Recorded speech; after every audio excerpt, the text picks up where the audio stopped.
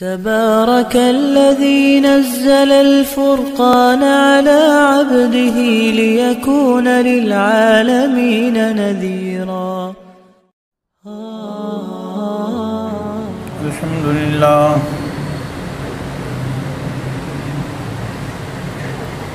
لله نحمده ونستعينه ونستغفره ونؤمن به ونتوكل عليه ونعوذ بالله من شرور أنفسنا ومن سيئات أعمالنا من يهده الله فلا مضل له ومن يضلله فلا هادي له ونشهد أن لا إله إلا الله وحده لا شريك له ونشهد أن سيدنا ومولانا محمدا عبده ورسوله أرسله إلى كافة للناس بشيرا ونذيرا وداعيا إلى الله بإذنه وسراجا منيرا. أما بعد فأعوذ بالله من الشيطان الرجيم.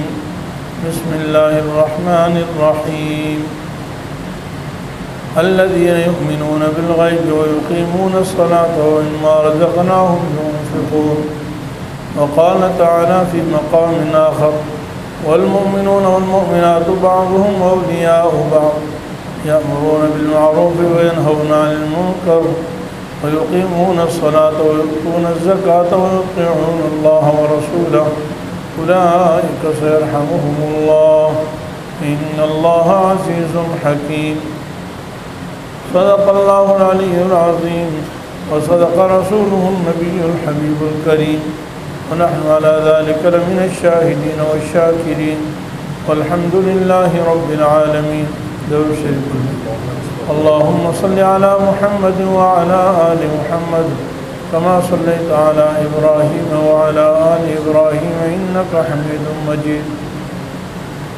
اللهم بارك على محمد وعلى آل محمد كما باركت على إبراهيم وعلى آل إبراهيم إنك حميد مجيد. رب اشرح لي صدري ويسر لي أمري واحلل عقدة من لساني يفقهوا قولي رب زدني علما. سب تعریفیں اللہ جل جلالہ کے لیے ہیں. اللہ جل جلالہ ساری کائنات کے خالق و مالک ہیں.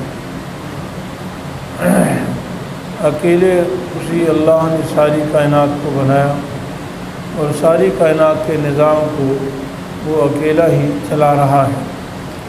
وہ بے مثل اور بے مثال ہے اور اس کو وہ ہر کمزوری سے پاک ہے، ہر عیب سے پاک ہے اور تمام کمالات اللہ تعالیٰ کو حاصل ہیں. اللہ تعالیٰ نے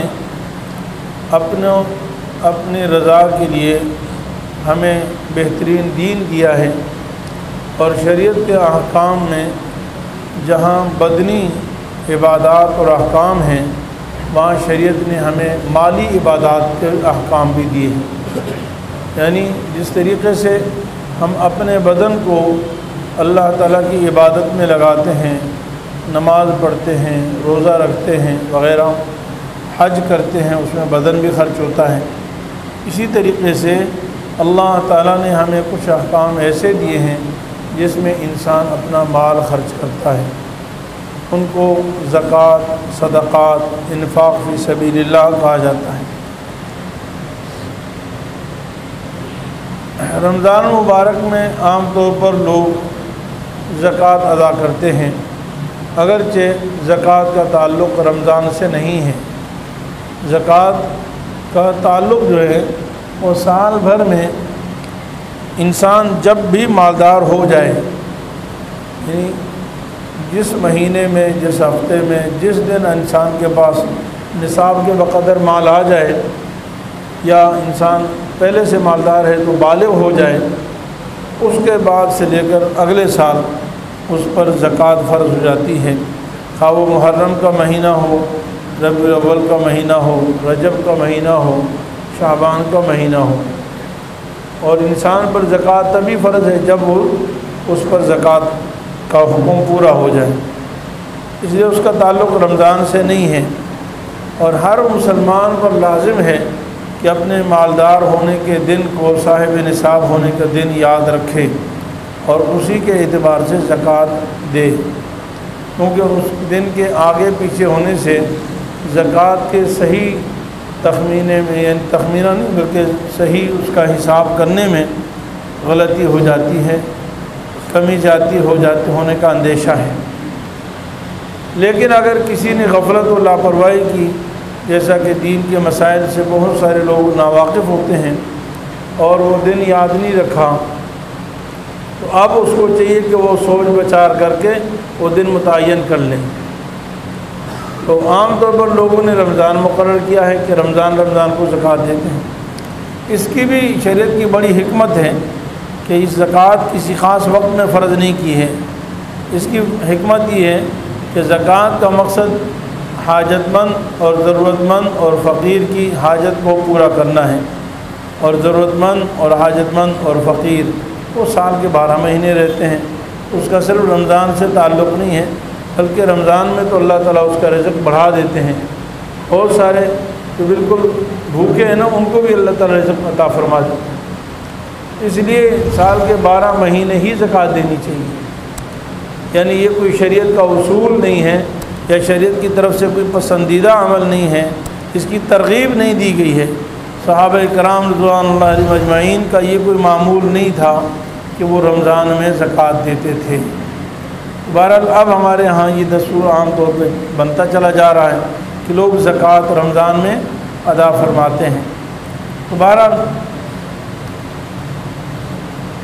ایک بڑی اہم بات یہ ہے کہ زکوٰۃ شریعت کا فریضہ ہے، اور اسلام کے بنیادی ارکان میں سے، یعنی عبادات میں سے جو بنیادی 5 ارکان ہیں ان میں سے دوسرا رکن اور یا تیسرا رکن، یعنی پہلا عقیدہ ہے، دوسرا نماز ہے اور تیسرا زکوٰۃ ہے۔ یہ شریعت کے ارکان میں سے رکن ہے۔ اور قرآن کریم نے زکوٰۃ کے حکم کو خصوصیت یہ بھی حاصل ہے کہ قرآن کریم میں تقریباً 80 مقامات یا اس سے بھی زیادہ ایسی مقامات ہیں جہاں پر نماز اور زکوٰۃ دونوں کو اکٹھے ذکر فرمایا ہے۔ جیسے میں نے سورہ بقرہ کی آیت تلاوت کی، الذین یؤمنون بالغیب ویقیمون الصلاۃ ومما رزقناہم ينفقون، یعنی 3 چیزیں ترتیب سے ذکر ہیں کہ متقی لوگ وہ ہیں جو سب سے پہلے بن دیکھے یا بن سمجھے پوشیدہ چیز پر ایمان ہے، اور دوسرے نمبر پر ویقیمون الصلاۃ نمازیں قائم کرتے ہیں، اور تیسرا فرمایا جو ہم نے انہیں رزق دیا ہے اس میں سے خرچ کرتے ہیں۔ ایسی دوسری جگہ میں نے عرض کیا والمؤمنون والمؤمنات بعضهم اولیاء بعض یأمرون بالمعروف وینہون عن المنکر ویقیمون الصلاۃ ویؤتون الزکاۃ ویطیعون اللہ ورسولہ۔ یہاں پر اللہ تعالیٰ نے ایمان والوں کی 5 صفات بیان فرمائی، بلکہ 6 صفات۔ پہلے تو فرمایا مومن مرد اور مومن عورتیں آپس میں دوست ہیں، آپس میں دوست ہیں۔ یہ کیا کرتے ہیں؟ امر بالمعروف، نیکی کا حکم کرتے ہیں اور برائی سے منع کرتے ہیں، اور نمازیں قائم کرتے ہیں اور زکوٰۃ دیتے ہیں اور اللہ اور اس کے رسول کی اطاعت فرماتے ہیں۔ یہ 6 صفات ایمان والوں کی ایک جگہ ذکر فرمائی۔ قد افلح المؤمنون الذین هم فی صلاتهم خاشعون والذین هم للزکاۃ فاعلون۔ ایمان والے کامیاب ہیں، وہ کیا کرتے ہیں؟ جو نماز میں خشوع کرنے والے ہیں اور زکوٰۃ دینے والے ہیں۔ یعنی جگہ جگہ قرآن کریم میں جہاں نماز کا ذکر ہے وہاں زکوٰۃ کا ذکر ہے۔ آپ صلی اللہ علیہ وسلم کے وصال کے بعد سب سے پہلا جو جہاد ہوا وہ 2 چیزوں پر ہوا، ایک ختم نبوت کے مسئلے پر، ختم نبوت کے مسئلے پر، اور دوسرا زکوٰۃ کے مسئلے پر، زکوٰۃ کے انکار کے مسئلے پر، جہاں بہت سارے فتنوں نے سر اٹھایا اور بہت سارے باطل عام طور پر کسی بڑے کے موت کے انتظار میں ہوتے ہیں کہ اس سربراہ اور اس بڑے کی وجہ سے یہ ان کا جماعت یا ان کی تنظیم قائم ہے اور ان کا مذہب قائم ہے، یہ چلا جائے گا تو سب تتر بتر ہو جائے گا۔ تو بالکل رسول اللہ صلی اللہ علیہ وسلم کی ذات گرامی تو یقیناً مسلمانوں کے لیے یعنی ایک ڈھال تھی، آپ سب کی ذات گرامی سراپا معجزہ تھی۔ تو بہت سارے لوگ آپ صلی اللہ علیہ وسلم کے رعب کی وجہ سے دبے ہوئے تھے، ڈر رہے تھے، لیکن جیسے آپ صلی اللہ علیہ وسلم دنیا سے رخصت ہوئے تو ان کو موقع ملا، اور ان دو چیزوں پر نقب زنی کی دشمنوں نے۔ پہلے نمبر پر آپ صلی اللہ علیہ وسلم کی ختم نبوت کا انکار کیا، اور انہوں نے کہا کہ یہ کوئی آخری نبی تھوڑا ہے، اس کے بعد بھی نبوت ہو سکتی ہے، اور مسیلمہ کذاب نے نبوت کا اعلان کر دیا۔ اور سب سے پہلے مسیلمہ کذاب کے خلاف لشکر بھیجا حضرت سیدنا ابو بکر صدیق رضی اللہ تعالیٰ عنہ نے، اور اس کو جہنم رسید کیا۔ یہ پہلا جہاد ہوا، اور قیامت تک آنے والے مسلمانوں کو جناب سیدنا ابو بکر صدیق رضی اللہ تعالیٰ عنہ نے ختم نبوت کا مسئلہ سمجھا دیا کہ اسلام مکمل ہی نہیں ہو سکتا، بلکہ رسالت کا باب کی تکمیل ہی نہیں ہو سکتی۔ آپ صلی اللہ علیہ وسلم کی نبوت پر ایمان ہی تب معتبر ہے جب آپ صلی اللہ علیہ وسلم کی نبوت کو ماننے کے ساتھ ختم نبوت کو بھی تسلیم کریں۔ پورے قرآن بھرا پڑا ہے کہ آپ پر ایمان، اور آپ سے پہلے انبیاء پر ایمان۔ پورے قرآن میں ایک جگہ بھی اللہ نے یہ نہیں فرمایا کہ آپ کے بعد آنے والے کسی پر بھی ایمان لانا ہے، نہیں، آپ کے بعد سلسلہ ہی ختم ہو گیا۔ اور دوسری چیز زکوٰۃ کا انکار، حالانکہ یہ تو مسلمانوں کا اندرونی مسئلہ تھا۔ بہت سارے لوگوں نے یہ کہا کہ زکوٰۃ رسول اللہ صلی اللہ علیہ وسلم کا ذاتی حق تھا، اس لیے آپ صلی اللہ علیہ وسلم لیتے تھے، پر آپ صلی اللہ علیہ وسلم کے وصال کے بعد زکوٰۃ ہم نہیں دیں گے۔ جناب سیدنا ابو بکر صدیق رضی اللہ تعالیٰ عنہ نے زکوٰۃ کے منکرین کے خلاف اعلان جہاد فرمایا۔ حضرت سیدنا عمر فاروق رضی اللہ تعالیٰ عنہ ابتداءً سمجھاتے رہے کہ جی اس وقت ذرا حالات کمزور ہیں، خلافت مضبوط ہو جائے پھر ہم زکوٰۃ لے لیں گے، اس وقت نرمی کریں تاکہ فتنے زیادہ نہ ہوں، مخالفت نہ بڑھ جائے۔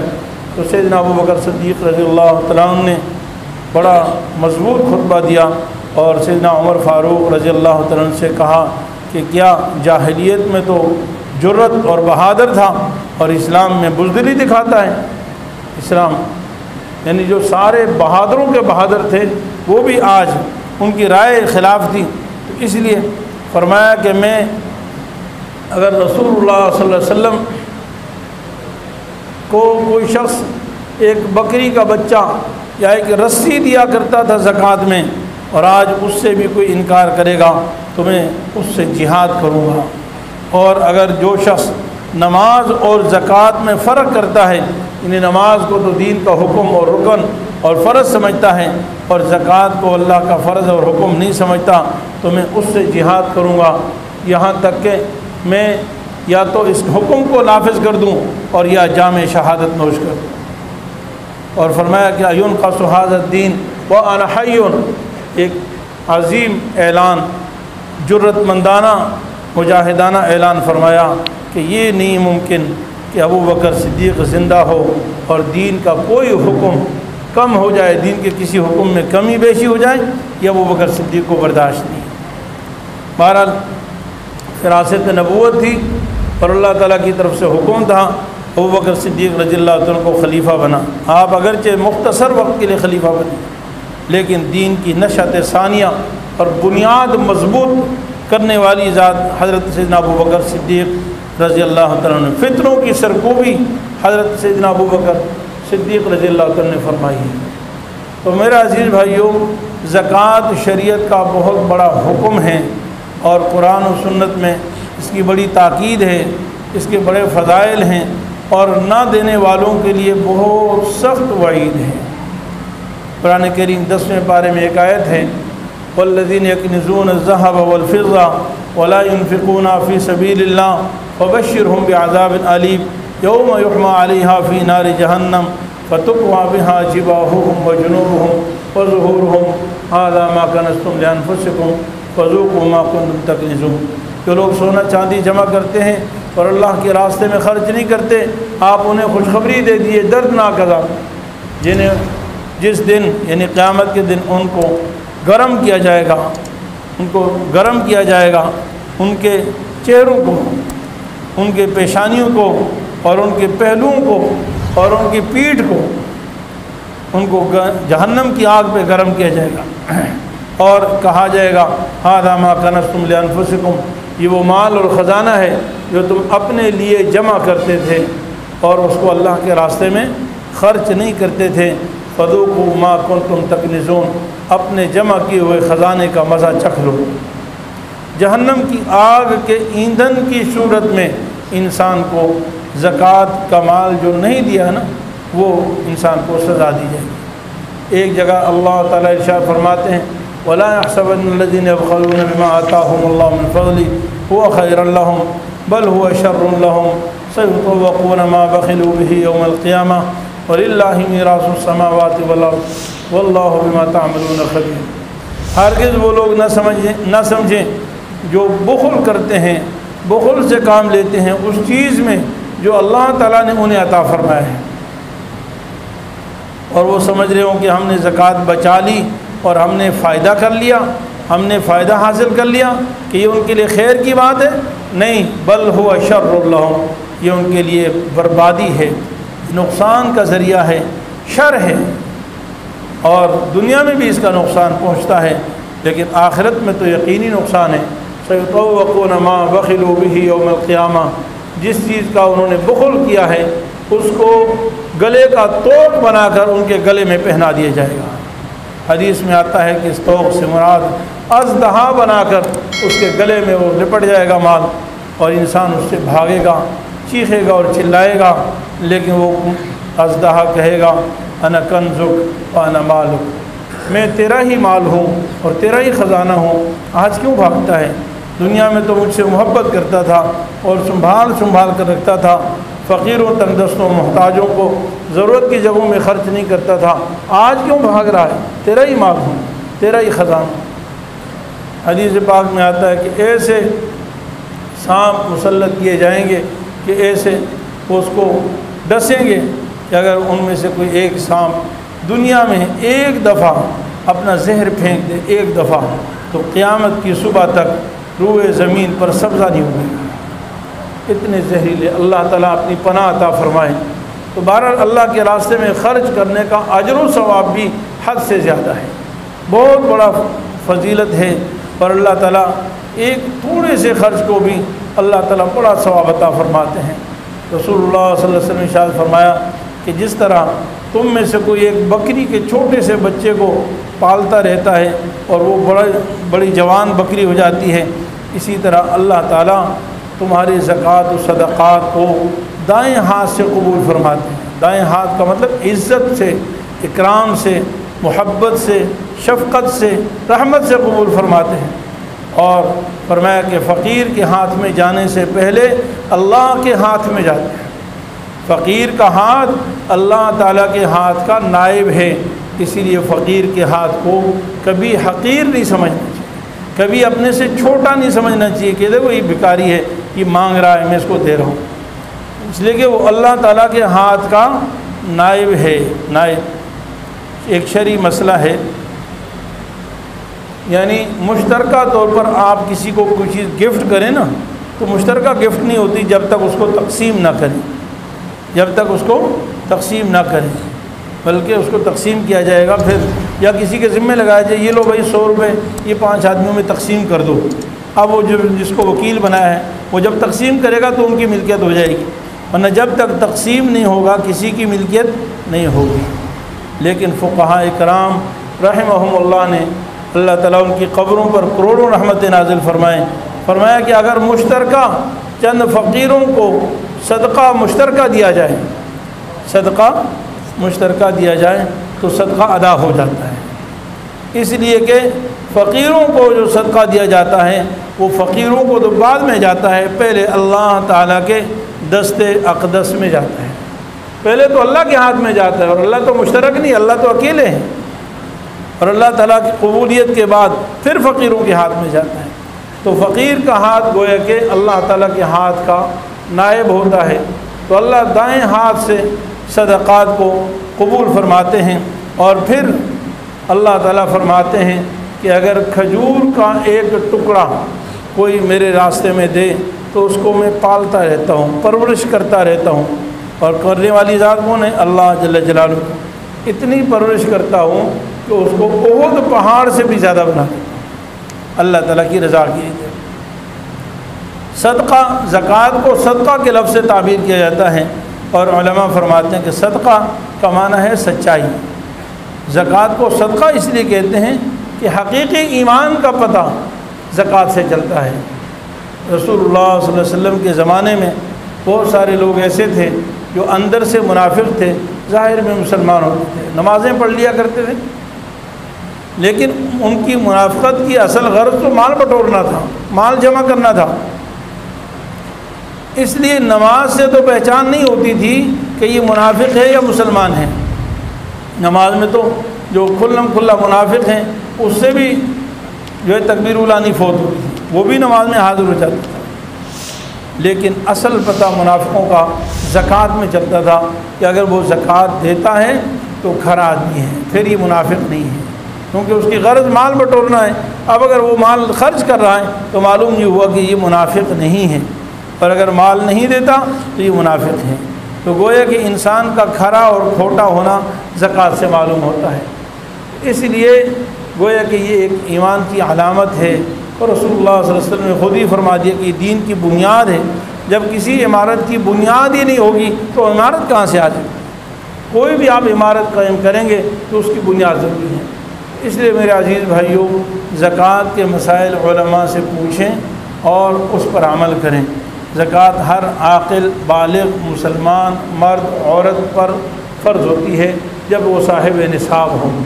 اس کا نصاب جو ہے 52.5 تولہ چاندی کی قیمت ہوتی ہے عام طور پہ، یعنی جس کی آج کل کی قیمت 81,000 روپے کے برابر بنتی ہے۔ اور یہ جس شخص کے پاس ملکیت میں موجود ہوں، اور 4 قسم کے مال، ایک تو نقد تو کرنسی ہے، کسی بھی شکل میں ہو، کسی بھی دنیا کی کرنسی ہو، اس پر بھی زکوٰۃ فرض ہوتی ہے، اور سونے اور چاندی پر زکوٰۃ فرض ہوتی ہے۔ کسی بھی مقصد کے لیے سونا ہو، پہنتا ہو یا نہیں پہنتا، اس کو لاکر میں رکھا ہے یا گھر میں رکھا ہے، جیسے بھی ہو، برتن شکل میں ہو، کپ کی شکل میں ہو، کسی بھی شکل میں ہو، اس پر زکوٰۃ فرض ہوتی ہے۔ اور چوتھا قسم کا مال شہروں میں جو ہے وہ مال تجارت ہے، جو چیز آپ نے خرید و فروخت کی نیت سے لی ہے کہ اس کو میں نے لوں گا اور بیچوں گا، تو اس چیز پر زکوٰۃ فرض ہوتی ہے۔ یہ شہروں میں ہوتا ہے، گاؤں دیہات میں عام طور پہ جانوروں پر بھی زکوٰۃ فرض ہوتی ہے۔ جانوروں کا الگ مستقل نصاب ہے، اور جانوروں پر زکوٰۃ اگر وہ تجارت کے لیے نہ ہو، تجارت کے لیے ہو وہ تو جہاز ہو یا ایک سائیکل ہو یا چھوٹی سے چھوٹی چیز ہو، وہ تو مال تجارت میں داخل ہے۔ لیکن اگر ویسے ہی جانور پالے ہیں جیسے دودھ کے لیے وغیرہ کے لیے پالے ہوتے ہیں تو پھر اس میں زکوٰۃ کا الگ نصاب ہے، لیکن اس میں زکوٰۃ تب فرض ہوتی ہے جب وہ جانور سال کا اکثر حصہ چر کر گزارا کریں، یعنی باہر جنگلات میں دیہاتوں میں چر کر گزارا کریں۔ تو جو جانور جیسے ہمارے باڑوں میں سینکڑوں جانور ہوتے ہیں، 100 ہیں، 500 ہیں، 50 ہیں، 1000 ہیں، جتنے بھی ہیں، ان کو باڑے کے اندر باندھ کر چارہ ڈالا جاتا ہے، اور مقصد ان سے دودھ نکالنا ہے، مقصد ان جانوروں کو بیچنا نہیں ہے۔ ہاں جب بیکار ہو جاتے ہیں تو اس کو بیچ بھی دیا جاتا ہے، لیکن مقصد اس کا خرید و فروخت نہیں ہوتا، وپاری نہیں ہوتا۔ ایسے جانوروں پر زکوٰۃ نہیں ہوتی، اس لیے کہ ان کو باندھ کے چارہ کھلایا جاتا ہے، وہ چر کر گزارا نہیں کرتے ہیں۔ تو بہرحال زکوٰۃ بہت بڑا شرعی فریضہ ہے، یہاں پر سارے مسائل نہیں بیان کیے جا سکتے۔ اس کے ساتھ ساتھ زکوٰۃ کے لیے بنیادی اور بہت اہم چیز یہ ہے کہ زکوٰۃ کو اپنے مصرف میں خرچ کیا جائے، اس کا اہتمام کیا جائے کہ مصرف میں خرچ ہو۔ اگر مصرف میں خرچ نہیں ہوگی تو زکوٰۃ ادا نہیں ہوگی۔ جیسے نماز پڑھنا فرض ہے، لیکن اس کی ساری شرائط کا لحاظ کرنا بھی فرض ہے۔ نماز تب آپ کی ہوگی جب آپ کے کپڑے بھی پاک ہوں، آپ کا بدن بھی پاک ہو، آپ کا وضو بھی ہو، یعنی اور جو جن چیزوں سے منع کیا ہے ان سے آپ کا جسم پاک ہو، یعنی جنابت سے پاک ہو، حیض و نفاس سے پاک ہو وغیرہ۔ جب ساری شرائط پائی جائیں گی، قبلہ رخ بھی ہو، نماز کا وقت بھی ہو وغیرہ، تو تب آپ کی نماز ہوگی۔ ایک آدمی کہتا ہے جی بس میں نے نماز پڑھ لی، کسی وقت پڑھ لی، ظہر کی نماز وہ صبح کو 10 بجے پڑھ رہا ہے، یا آج جمعے کی نماز ابھی ظہر کے وقت پڑھنی تھی، اس نے 12 بجے 10 بجے پڑھ لی، تو کیا اس کی جمعے کی نماز ادا ہو جائے گی؟ نہیں ادا ہوگی۔ وضو نہیں ہوگا تب بھی نہیں ہوگی، قبلہ رخ نہیں ہوگا تب بھی نہیں ہوگی، اگر جانماز پاک نہیں ہے تب بھی نہیں ہوگی، جسم پر پہنے ہوئے کپڑے پاک نہیں تب بھی نماز نہیں ہوگی۔ بالکل اسی طریقے سے زکوٰۃ بھی تب ادا ہوتی ہے جب اس کو مصرف میں دیا جائے اور فقیر کو مالک بنا کر دیا جائے اور بغیر کسی غرض کے دیا جائے، بغیر کسی عوض کے دیا جائے۔ اس لیے نہ دیا جائے کہ یہ میرا مزدور ہے اور یہ محنت سے کام کرے گا اور اس کو مالک سمجھے کہ یہ ایک طرح سے بونس ہو گیا، اور جب وہ جانے لگے یا کوئی ناچاقی ہو جائے تو کہتے ہیں شرم کرو، یہ تو میں نے اتنی زکاتیں بھی دی، ساری زکوٰۃ برباد ہو گئی، زیرو ہو گئی۔ آپ نے اس کو کہہ دیا کہ میں نے تو اس لیے تمہیں دی، غرض تمہارا کاروبار تھا، اس کی خوشامد کروانا تھا اور اپنے کام کو اچھا کرنا تھا، اس غرض سے دی اس مزدور کو، اس کی آپ کی تنخواہ آپ کی زکوٰۃ ادا نہیں ہوئی۔ تو اس لیے بغیر فقیر کو مالک بنانا، بغیر کسی عوض کے، بغیر کسی لالچ کے۔ ہمارے عام طور پر شہروں میں یہ دستور ہو گیا ہے کہ جی مزدوروں کو تنخواہ دیتے ہیں اور پھر اس کو جتاتے بھی رہتے ہیں کہ جی تمہیں میں زکوٰۃ بھی دیتا تھا یار تمہارے ساتھ، یا کبھی یوں انداز بدل لیتے ہیں، پہلو بدل کر کہتے ہیں جی میں احسان نہیں جتا رہا لیکن تمہیں پھر بھی تو خیال کرنا چاہیے۔ پھر تو یہی تو احسان ہو گیا، پہلے کہہ رہے ہیں احسان نہیں جتا رہا، پھر جتا بھی دیا، تو یہ اسی کو احسان جتانا کہتے ہیں۔ بہرحال بغیر کسی غرض کے دینا ضروری ہے۔ ہمارے شہروں میں یہ جو ہمارا مارکیٹ ہے، اس میں عام طور پر جو فرنیچر مارکیٹ میں کارخانوں کے مال پڑے ہوتے ہیں اور دکاندار ان مالوں پر زکوٰۃ نہیں دیتے، وہ کہتے ہیں یہ تو کارخانے والے کا مال ہے۔ یاد رکھیں کارخانے کا مال نہیں ہوتا، وہ آپ کا مال ہے۔ آپ کی دکان میں جتنا مال آ چکا ہے، آپ نے اس کی پیمنٹ کی ہے یا نہیں کی، وہ آپ کا مال ہے۔ دیکھیے کارخانے کا مال تو وہ تب ہوگا جب آپ اس کارخانے والے کے کمیشن ایجنٹ ہوں، یعنی آپ کے لیے کارخانے والا ریٹ طے کر دے اور اس کو یہ کہے کہ اس کو آپ بیچو، اس میں جتنے میں بکے گا، اس یعنی 50,000 سے اوپر جتنے میں بکے گا اس میں آدھے تمہارے آدھے میرے، کیونکہ جب چیز کارخانے والے کی ہے تو اس کا نفع بھی کچھ اس کا ہوگا کچھ آپ کا ہوگا، اور کمیشن بھی طے ہونا چاہیے کہ اتنا نفع ہے۔ لیکن ہمارے ہاں ایسا تو نہیں ہوتا۔ میں نے دکانداروں سے پوچھا، وہ کہتے ہیں دکاندار اس کا ریٹ لکھ کر بتا دیتا ہے کہ یہ 50,000 روپے میں ہے، اب وہ اس کی طرف سے ایک غرض ہوتی ہے، فائدہ ہوتا ہے، اس کو لالچ ہوتی ہے، تو دکاندار کو کہتا ہے جب چیز بک جائے گی مجھے پیسے دے دینا، لیکن اس کے اوپر نفع سے کارخانے والے کا کوئی لین دین واسطہ نہیں ہوتا کہ آپ نے وہ 50,000 والی چیز کتنے میں بیچی، وہ آپ سے پوچھتا بھی نہیں کہ آپ نے کتنے میں بیچی۔ آپ 50-60 میں بیچیں، بھلے آپ 40 میں بیچ دیں، آپ بھلے 80,000 میں بیچ دیں، وہ اس سے کوئی غرض نہیں رکھتا، وہ جب بھی آئے گا آپ سے کہے گا میرے 50,000 روپے دے۔ تو یہ آپ اس کے مالک ہیں، آپ کی ملکیت میں ہے وہ، ہاں اس کی جو پیمنٹ کرنی ہے وہ اس کا حساب کر لیں، وہ اس کو منہا کر لیں کہ اتنا قرضہ ہے اور یہ اتنی۔ مال تجارت میں زکوٰۃ جو ہے نا قیمت فروخت پر ہوتی ہے، قیمت خرید پر نہیں ہوتی۔ آپ نے ایک چیز خریدی ہے 20,000 روپے میں، لیکن آپ اس کو آسانی سے مارکیٹ ویلیو کے اعتبار سے آپ اس کو بیچیں گے 30,000 روپے میں، تو آپ نے زکوٰۃ 30,000 کی دینی ہے، آپ نے 20,000 کی زکوٰۃ نہیں دینی قیمت خرید کے اعتبار سے۔ تو ان چیزوں کا اہتمام کرنا چاہیے۔ شریعت زکوٰۃ کے احکام میں بہت زیادہ کوتاہی ہوتی ہے۔ شریعت نے بہت تھوڑا سا مال اللہ نے ہم سے مانگا ہے، اور وہ 40واں حصہ یا 2.5% ہے، یعنی صرف 2.5%۔ اللہ تعالیٰ فرماتے ہیں کہ میں اگر تم سے سارا مال مانگ لیتا تم میں سے کوئی نہ دیتا۔ ایسے ادارے جو غیر مسلموں کے ہیں یا مسلمانوں کے ہیں لیکن وہ زکوٰۃ کے احکام سے ناواقف ہیں یا اس کو صحیح مصرف میں خرچ کرنے کا ان کے ہاں اہتمام نہیں ہے، وہ ایسے ہی خرچ کرتے ہیں، جیسے روڈوں پہ بس کھانا کھلا دیا زکوٰۃ کے مال سے زکوٰۃ نہیں ادا ہوتی۔ آپ پورا سال لوگوں کو دسترخوان بچھا کے کھانا کھلاتے رہیں، اس سے زکوٰۃ نہیں ادا ہوتی ہے۔ بہت سارے لوگ زکوٰۃ دیتے ہیں، یار اس سے بہتر کیا ہے، یہ دیکھو کھانا کھا رہے ہیں غریب لوگ، وہاں غریب بھی کھاتے ہیں امیر بھی کھاتے ہیں، اور غریب بھی کھائیں اگر ساری، محتاج بھی کھائیں تب بھی زکوٰۃ نہیں ادا ہوتی ہے۔ اس لیے کہ زکوٰۃ دسترخوان پہ کھانا کھلانا کو اباحت کہا جاتا ہے شریعت میں، یعنی آپ نے مباح قرار دے دیا کہ دسترخوان پہ بیٹھ کے کھانا کھا لو۔ اور زکوٰۃ تب ادا ہوتی ہے جب اس کو مالکانہ حق دیا جائے اور اس کو مالک بنا دیا جائے۔ اس لیے اور بہت سارے لوگ اس سے ہر کام کر رہے ہیں. دیکھیے فقیر کی حاجت میں تو یہ زکوٰۃ خرچ ہوتی ہے، لیکن تعمیرات میں، تنخواہوں میں، دوسری ضروریات میں بغیر تملیک کے، تملیک بھی شرعی طریقے سے جو علماء سے پوچھیں، اس کے بغیر تعمیرات وغیرہ مسجدوں میں، دفاعی کاموں میں، روڈوں میں، ان چیزوں میں زکوٰۃ ادا نہیں ہوتی. بہت سارے لوگ ایسی جگہوں میں بھی خرچ کرتے ہیں. تو بہرحال زکوٰۃ کا پورا اہتمام کرنا چاہیے. جس طرح نماز کے ہزاروں مسائل ہیں، ایسے ہی زکوٰۃ کے بھی ہزاروں مسائل ہیں. علماء سے، مفتیان کرام سے اس کے مسائل پوچھیں اور پوچھ کر مسئلہ بتائیں. مجھ سے بھی آپ جتنا چاہیں مسائل پوچھ سکتے ہیں، ہم حاضر ہیں خدمت کے لیے. علماء، آپ ڈاکٹر اور وکیل وغیرہ کسی سے بھی آپ ان سے وقت لیتے ہیں تو وہ ہزاروں روپے فیسیں ہوتی ہیں. الحمدللہ اس مادی دور میں، کے گزرے دور میں بھی، 15ویں صدی کے اندر بھی الحمدللہ ہمارے تمام مدارس دینیہ لوگوں کو دینی خدمات بالکل فری فراہم کرتے ہیں. اس کی کوئی کسی قسم کی فیس نہیں ہے، اس کی کوئی کٹوتی نہیں ہوتی ہے، کوئی الگ سے کاؤنٹر نہیں ہے کہ جی یہ جو فیس دینے والا ہے ادھر سے آ جائیں اور یہ فقیر ہے تو یہ ادھر سے آ جائیں. کوئی اس طرح کا معاملہ نہیں. سب فی سبیل اللہ آپ کو مسائل بتاتے ہیں، فتوے لکھتے ہیں. بعض مسائل بتانے میں ایک عالم دین کا یعنی گھنٹوں وقت ضائع ہوتے ہیں، بلکہ خرچ ہوتے ہیں، بلکہ بعض دفعہ دن خرچ ہوتے ہیں ایک مسئلے کی تحقیق میں. لیکن کئی دن بعد وہ مسئلہ دیتے ہیں، اس پر 1 روپیہ اس کا معاوضہ نہیں ہوتا، چہرے پہ بل بھی نہیں آتا.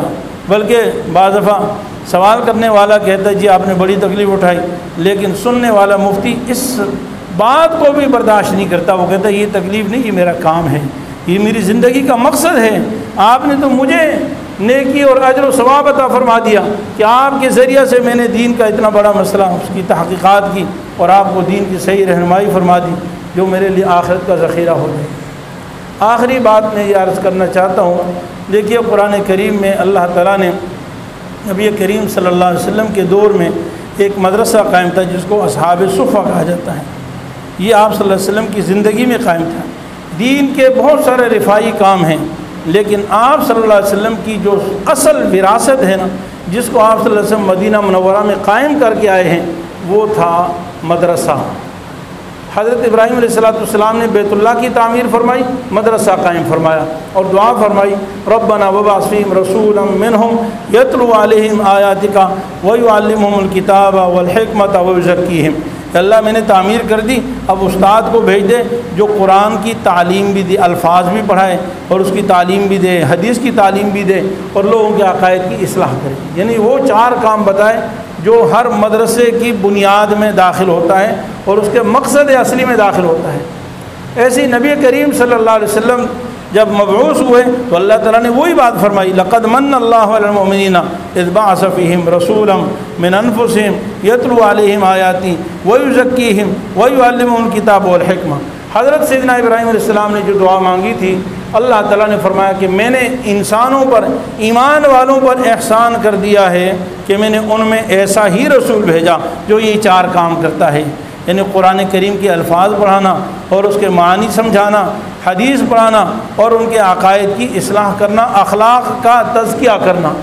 تو نبی کریم صلی اللہ علیہ وسلم نے مدینہ منورہ میں پہنچنے کے بعد سب سے پہلے مسجد نبوی قباء تعمیر فرمائی اور پھر مسجد نبوی کی تعمیر فرمائی اور وہاں ایک مدرسہ قائم فرمایا جس کو مدرسہ صفہ، یعنی مستقل نام نہیں رکھا تھا، لیکن مدرسہ جس جگہ پہ قائم تھا وہ چبوترا تھا تو اس لیے اس کو مدرسہ صفہ سے تعبیر کیا جاتا تھا.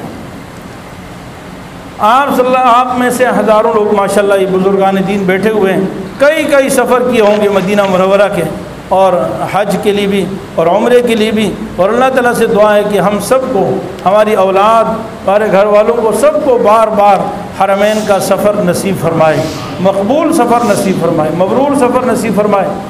آپ سب گئے ہوں گے اور بڑی محبت سے آپ نے مسجد نبی پہنچ کر یہ زیارت کی ہوگی کہ جی یہاں مدرسہ صفہ قائم تھا. اور تقریباً ہر آدمی جاتا ہے تو وہاں 2 رکعت نماز بھی پڑھتا ہے، اگرچہ کوئی مستقل مسنون نہیں ہے، لیکن محبت میں کہ جہاں صحابہ بیٹھتے تھے اور ابو ہریرہ رضی اللہ عنہ بیٹھتے تھے اور لاکھوں حدیثیں پڑھی جاتی تھی، اس تبرک حاصل کرنے کے لیے ہر آدمی کا دل چاہتا ہے کہ میں یہاں 2 رکعت نماز پڑھوں. وہاں جھمکٹا ہوتا ہے، بڑی مشکل سے جگہ ملتی ہے. سب گئے ہوں گے، لیکن آپ نے مسجد نبی میں، مدینہ منورہ میں کوئی ایسی جگہ تلاش نہیں کی ہوگی جہاں پر کوئی ہسپتال قائم ہو۔ آپ کو کسی نے بتایا کہ جی یہ جو ہے مدینے کا بڑا ہسپتال تھا جو رسول اللہ صلی اللہ علیہ وسلم نے قائم فرمایا تھا، یا کوئی اور تعلیم کی کوئی جگہ ہو، ٹھیک ہے، جائز کام سارے جائز ہیں، اور یہ ہماری ضرورت ہے، جیسے آپ کی دکان بھی ہماری ضرورت ہے، آپ کے کاروبار، ملازمت، صنعت، فیکٹری، کارخانے، یہ سب شریعت میں جائز ہیں اور اچھے کام ہیں، بڑے ثواب کے کام ہیں، لیکن رفاہی کاموں میں سے سب سے افضل ترین کام جو دنیا اور آخرت میں اللہ تعالیٰ اس پر کئی گنا اجر و ثواب عطا فرماتے ہیں، وہ مدارس دینیہ ہیں۔ وہ دین کی نشر و اشاعت پر، قرآن و سنت کی حفاظت پر جو مال خرچ کرتا ہے وہ آپ کا سب سے افضل ترین مال ہے۔ حضرت مجدد الف ثانی سید احمد سرہندی رحمۃ اللہ علیہ اس دوسرے ہزار، یعنی 1000 پہلے گزرا، ابھی دوسرا ہزار شروع ہو گیا ہے، اس ہزار کے امت نے ان کو سب سے بڑی شخصیت قرار دیا ہے۔ ان کا قول یہ ہے، ان کا مقولہ ہے کہ دوسرے جتنے رفاہی دینی کام ہیں، ان میں کروڑوں روپے خرچ کرنے سے مدارس دینیہ میں 1 پائی خرچ کرنے کا ثواب زیادہ ہے، 1 پائی خرچ کرنے کا ثواب زیادہ ہے۔ اور کیوں نہ ہو جب خود رب العالمین قرآن کریم میں اس کی فضیلت بیان فرما رہے ہیں۔ سورہ بقرہ آیت نمبر 272 اللہ تعالیٰ نے صدقات و زکوٰۃ کے فضائل بیان فرمائے، مسلسل کئی رکوع میں زکوٰۃ کے فضائل ہیں اور زکوٰۃ کے اور صدقات کے احکام ہیں۔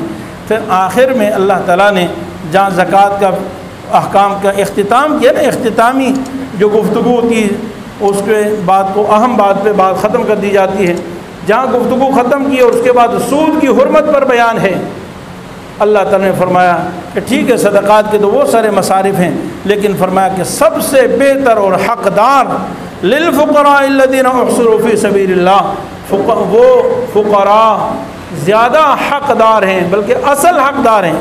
حکیم الامت حضرت تھانوی رحمۃ اللہ علیہ نے ترجمہ فرمایا کہ اصل حقدار تمہارے صدقات و زکوٰۃ کے وہ تنگ دست لوگ ہیں جو اللہ کے دین میں مقید ہیں، محصور ہیں اللہ کے دین کے کام میں، فی سبیل لا یستطیعون ضربا فی الارض، وہ کاروبار اور تجارت نہیں کر سکتے ہیں، دین میں اتنے مصروف ہیں، صبح سے شام، شام سے صبح، اوڑھنا بچھونا، ان کے رات دن کا مشغلہ، سوچ فکر صرف یہی ہے کہ بس دین کی نشر و اشاعت ہو جائے، قرآن محفوظ ہو جائے، اللہ کا دین محفوظ ہو جائے، شریعت محفوظ ہو جائے۔ یحسبهم الجاہل اغنیاء من التعفف، جاہل انہیں پاک دامنی کی وجہ سے، صاف ستھرے سفید لباس، سفید پوشی کی وجہ سے سمجھتے ہیں یہ تو بڑے سیٹ ہیں، مزے ان کے، کیونکہ میرے تو دن بھر میں کام کرتا ہوں اور کپڑے میلے کچیلے اور اس پہ مٹی اور داغ اور دھبے پتہ نہیں کیا کیا لگ جاتا ہے، مزے ہیں مولویوں کے، بھائی کیا مزے کر رہے ہیں۔ لا یحسب الجاہل اغنیاء من التعفف، فرمایا کہ جاہل بیوقوف سمجھتا ہے، عقل والا تو تیز سے سوچتا ہے نا، سوچتا ہے کہ میری بھی بیوی ہے، میرے بھی بچے ہیں، میرے بھی ضروریات ہیں، میرا بھی گھر ہے، جو ساری ضروریات میری ہیں تو ان کی بھی ضرورت تو ایسی ساری ہے نا، ان کا بھی تو سینے میں دل ہے اور ان کا بھی سر میں دماغ ہے اور ان کی بھی ساری ضروریات ہیں، ان کے بھی بچے ہیں، ان کے سب اخراجات۔ یحسبهم الجاہل اغنیاء من التعفف تعرفهم بسیماہم، یہ دیکھیں اللہ تعالیٰ تعارف عرش سے ہماری جو ہے وہ سفارش فرما رہے ہیں، فرمایا تعرفهم بسیماہم، اے عقل مند انسان تو نشانیوں سے، علامتوں سے پہچان، لا يسأل الناس الحافا، وہ لپٹ کر تم سے سوال نہیں کرتے ہیں، لیکن وما تنفقوا من خیر فإن اللہ بعلیم، جو خرچ کرو گے اللہ تعالیٰ اس کو جانتے ہیں۔ تو یہ آیت ہے، آیت سورہ بقرہ کی آیت نمبر 272، یہ اصحاب صفہ کے بارے میں نازل ہوئی ہے۔ مفسرین فرمایا یہ آیت نازل ہوئی صفہ والوں کے بارے میں کہ آپ نے جہاں بھی خرچ کرنے ہیں سب جگہوں پہ خرچ کرو گے زکوٰۃ ادا ہو جائے گی، لیکن اصل حقدار دیکھنے ہیں تو وہ یہ لوگ ہیں جو دن رات مدارس میں پڑھنے پڑھانے میں مشغول ہیں، یعنی دین کے کام میں محصور اور مقید ہیں۔